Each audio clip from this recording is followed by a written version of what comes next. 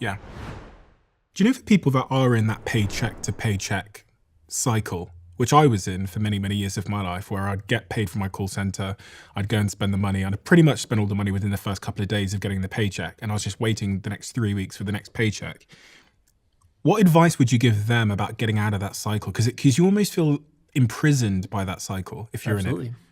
Well, before I give the advice, I want to explain to that person what's happening, because you are the prime customer for our economic system.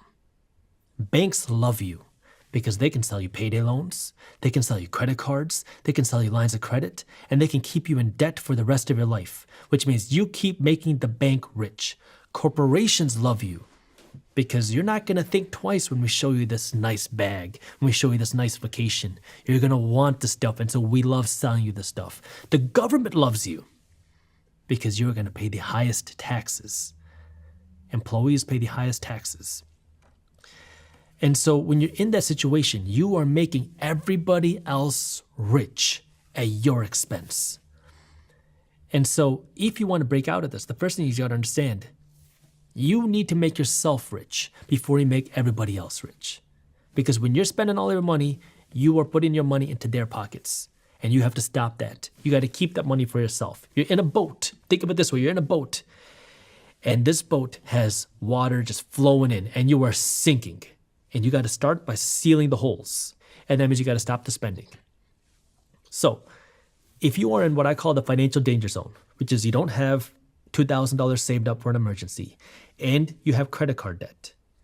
If you are in that situation, you are in the financial danger zone, and you have to make drastic changes. That means right now, no more eating at restaurants, no more vacations, no more doing anything that doesn't put money in your pocket, and no more Netflix. No. And the reason why I say this isn't because you're going to save $15 a month. It's so you can save 2 hours of your time a day. The average American is watching more than 2 hours of television a day. And if you don't have $2,000 saved up, if you have credit card debt, you cannot afford those 2 hours a day being wasted on TV. And that means right now, you have to go out and start using the time to learn, start using the time to work, and start using the time to make some extra dollars. So what do? Start selling stuff, stop spending money. Selling stuff you own. Selling stuff you own. So if you have a TV that you're not using, sell it. You have a car that you can't afford, sell it. If you're living in a house that you can't afford, sell it. Downgrade. Move smaller. And then work to earn more money.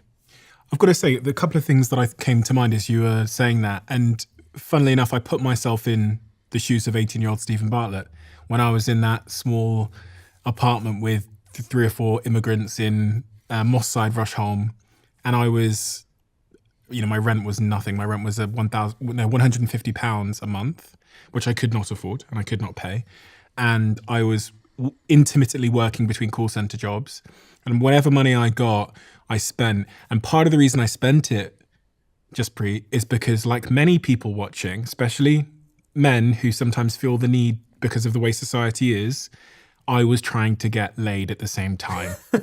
And it's hard when you're a young man, and I say young men in particular because the stats do support the fact that there is an expectation that men pay. When you're a young man, it's particularly difficult to do all of these things, to cut back and also get laid. And what am I going to do? Defer getting laid for 10 years? When I say laid, I'm really saying meeting someone and falling in love and having a life. So what do if I'm living in a shoebox, which I was, I can't bring anyone back there. I can't take anyone for dinner. I can't take anyone to the movies. So what do I do? And this is why every Indian parents tell their kids to become a doctor so their son can get married. Mm-hmm. It's the same concept. But here's the thing. You have to pick your hard. Either life's going to be hard now, or it's going to be hard for the rest of your life.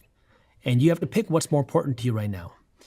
And, if we talk about balance, if you want to have a balance of everything where you want to find a girl, and you want to make money, and you want to stay healthy, you are dividing your attention everywhere. I'm not saying it's impossible, but very few people can actually do everything all at once. And if your number one goal is to become wealthy, if your number one goal is to turn your finances around, you have to get serious about it. Because where you put your attention is where you get the results. And so if you want to be in a better financial situation, you are going to have to make sacrifices. And it's difficult. I can't come here and tell you it's going to be easy Yeah. because that's going to be me lying to you. I got to be honest, I did make a sacrifice. And for me, the sacrifice was I started a business. And frankly, that meant that I didn't have time to be going out, getting laid or meeting people or socializing. But my story arc ends with it going well. And then the romantic situation taking care of itself many years later, once it had gone well, because I was so focused on myself. And it's funny, there is a bit of a paradox to life that the more you actually focus inward, the more you become a magnet. Yeah. And the more I focused outward, the more I pursued and chased and sort of neglected myself, the more harder it was to get people interested in me. Yeah. And, I also want to say that when I talk about building wealth, I'm not talking about becoming a money hungry, just money greedy, this evil person that just cares about money. That's not what I'm talking about, because I want you to live a holistic life, because money is just one part of your life. But the second part to that is I'm not telling you to never enjoy life. I'm telling you to make a sacrifice for a period of your life. That way you can enjoy the rest of your life and never have to worry about money again. It's hard for us to naturally see life as seasons, especially when we're looking forward. When we're looking back, it's very easy to say, oh, that was that season. Like I can sit here now and say, oh, that 20 to 25 was that sacrifice everything in my life to make myself something season. Mm-hmm. And then 25 to 30 was like building and learning. And then I now, can think of, it's easier actually now to think forward in seasons now that I've been through some seasons. But for someone that hasn't been through seasons in life, it's hard to think about life in those terms. I now think of my life in these 5-year seasons. Mm-hmm. And that helps me to say even have conversations with my partner where I go, this is the season I'm in. And it will last probably roughly this long. And I'm going to sacrifice these things and prioritize these things in this season. Mm-hmm. But it's hard for people to understand this idea. It's difficult. And that sacrifice is difficult, especially during a time where everybody's showing off everything on Instagram. Mm. You look at your friends who have a crappy job, but they're driving around in nicer cars, going on better vacations, going to the nicer restaurants, and you're thinking, what did I do wrong? And then especially if you're a guy, you have a girlfriend, you have a wife, she's going to say, how come they keep getting to go to Cancun? They keep going to these nice restaurants. How come you can't take me to these nice places? And now you feel like you're doing something wrong because where is this discrepancy? The reason why I call my show The Minority Mindset is because I'm a big advocate of not doing what the majority of people do. The first time I made $1 million in a year, I was in my 20s. I was driving a car worth $500. It didn't have a bumper on it. It was not pretty. My wife sat in that car with me, and my employees drove better cars than I did. So, you got to be confident, and you got to work for something bigger. And you want a partner that's going to understand that. That's my belief. Which is not the easy thing.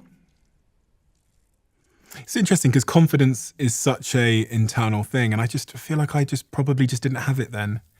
Because I think I was scared for someone to know that I was broke. I was so scared for someone to know that I was broke that I just didn't entertain romantic relationships. And that is the reason why so many people will go into debt to buy vacations, to buy things, to buy stuff, to look rich. And ironically, that's the key thing that keeps so many people poor for the rest of their life, is because they're scared to look broke. And now when you try to look rich, that's the thing that's actually keeping you broke. There's another element to this, which is my life was pretty miserable. So when you have a relatively miserable life, when you don't have many nice things because you're working in a call center as I was until 11 o'clock at nighttime, doing overtime, every overtime hour I could get. Then because you're also lonely, you're going home alone, walking home because you can't afford the bus. Anything that gives you a little dopamine hit. Gambling. This is why all the gambling shops are in the areas that struggle the worst financially, because a lot of people say because those people are looking for that, that big payday, that dopamine hit from a payday. My TV in my tiny, tiny little bedsit room was like half the size of the wall. I was making reckless spending decisions because I think it gave me some kind of hit that I was missing in my life. It gave me like a dopamine rush and there wasn't many things giving me a dopamine hit at that point in my life. And see, here's the thing. during that time, you are making emotional decisions. Yes. As many people are. And it's very difficult to speak logic to emotion. But this is where now you have to be able to understand the difference. Because if you're listening to this and you're in that situation, you have to understand that if you want to continue being able to live that lifestyle, you're going to have to make some changes today. Otherwise, you're going to be stuck in this lifestyle for the rest of your life. And it's only going to get more difficult. And that's the thing, is if you want to become wealthy, the first part is just your own mindset. It's your own discipline. And until you can conquer that, I can tell you everything about investing. I can tell you different ETFs and index funds to invest in. I can tell you different investment institutions out there. I can tell you which stock brokerages to use. I can tell you just invest 15% of your income into this for the next 10, 20, 30 years and you're going to become wealthy. But until you can get over that mindset, you're never going to become wealthy. Because then what happens in that situation is when you're in that state of, I just want to look rich. I just want to have that dopamine hit. I just want to have some nice things because I deserve it. I'll work hard. You know what happens next? You are the one that gets caught up in all the get-rich-quick schemes. Because someone's going to say, look, put $1,000 into this. You'll have $10,000 in the next 3 months. Or I'm going to show you can live the laptop lifestyle. You can work 5 hours a week, make $10,000 a month, $10,000 a week. You're never going to have to worry about money again. Just buy this program. And now you're a prime candidate. Because now you were driven by this emotion of, I want that. I can't imagine if I had an extra $10,000 a month and I don't even have to work for it. Because you can't see past it. All you're doing is being sold by emotion. And so you're the one that's going to get caught up in the get-rich-quick schemes. You're the one that's going to make the bank rich because you're going to stay stuck in debt. Corporations are going to love you because they can keep selling you the nicest, the newest stuff because you want to look rich, you want to show it off to your friends, you want to show it off to the girls. And you get stuck in that cycle.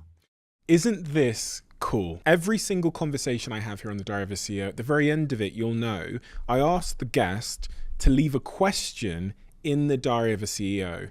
And what we've done is we've turned every single question written in the Diary of a CEO into these conversation cards that you can play at home. So you've got every guest we've ever had, their question, and on the back of it, if you scan that QR code, you get to watch the person who answered that question. We're finally revealing all of the questions and the people that answered the question. The brand new version 2 updated conversation cards are out right now at theconversationcards.com. They've sold out twice instantaneously, so if you are interested in getting hold of some limited edition conversation cards, I really, really recommend acting quickly.